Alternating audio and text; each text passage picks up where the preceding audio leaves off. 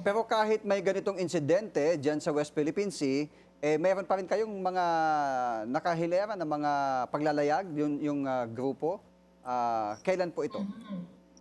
Yes po, Sir Dexter, no? Kasi para sa atin, sa bawat karahasan o bawat harassment na ginagawa ng China sa atin, ang ating tugon ay mas malawakang pagkilos ng mga Pilipino, Mhm. ordinaryong mamamayan. Kaya in 2026, dapat i-expect ng China yung mas malakas, mas matindi na pagsasama-sama ng mga ordinaryong mamamayan na maglalayag sa West Philippine Sea at ipapakita natin na hindi niya tayo mapipigilan, hindi niya tayo matitinag at Mm. patuloy tayong pupunta sa West Philippine Sea kasi tayo ay may karapatan doon at sila actually yung dapat umalis, hindi tayo. Mhm. Kaya very important moving forward na hindi tayo mapagod at mas lalo pa nating paigtingin yung ating tinatawag na civilian missions in the West Philippine Sea.